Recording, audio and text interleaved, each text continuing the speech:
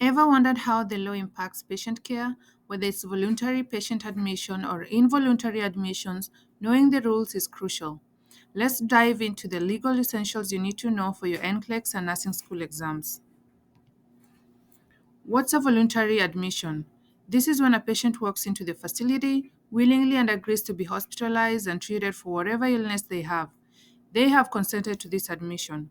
That being said, they still have the right to refuse treatment at any given time. I have a disclaimer. The only time we can refuse discharge for a voluntary admission patient is if the doctor has proved that the patient is at risk for harming themselves or others if they leave without completing treatment.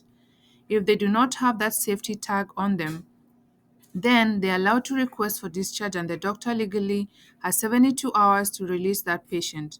Otherwise, it's considered unlawful confinement and the patient has legal grounds to sue the facility. For nurses, we must appreciate that it's much easier to work with voluntary patient admissions because they want to be there and want to participate in care. So, let's involve them as much as possible. What about involuntary admission patients? Mr. Smith is on a manic episode and is going around the park, cursing and yelling at random people, threatening to harm them. The police can bring Mr. Smith in for treatment without his consent. Mr. Smith may not agree with the reasons for admission and may fight back, but as long as he is deemed a danger to himself or others around him, Mr. Smith will be held in an involuntary admission status without his consent. And if all other less restrictive measures are unsuccessful, restraint and confinement may be used during treatment. While at the facility, a 22-hour hold applies whereby the law allows the facility to keep Mr. Smith for that 72 hours to allow for an emergent evaluation and treatment. After the 72-hour hold, Mr. Smith can ask for discharge, and at that point, if the healthcare provider clears them, that is, they are not at risk for harming themselves or others, they must be discharged within 72 hours of asking for discharge.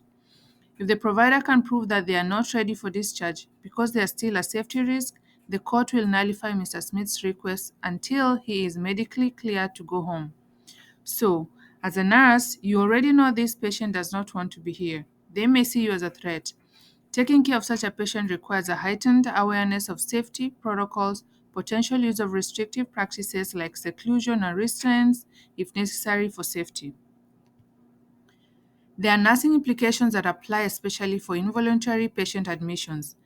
Nursing documentation must be detailed and objective, especially for involuntary patients, to legally justify all interventions, including coercive measures or status changes.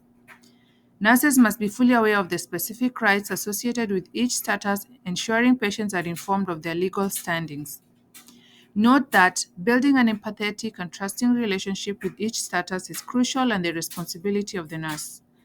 Also, involuntary patients may have a high risk of elopement and may require vigilant observation and a safe environment. Nurses must balance the ethical principles of autonomy, beneficence, and maleficence during care of both status. Keep in mind that discharge planning for involuntary patients will require more extensive discharge planning and follow-up care to ensure treatment adherence and reduce risk for readmission. Thank you guys for watching. Kindly subscribe, like, and share my videos to all nursing students and anyone who will benefit from this content. Bye for now and see you on the next one.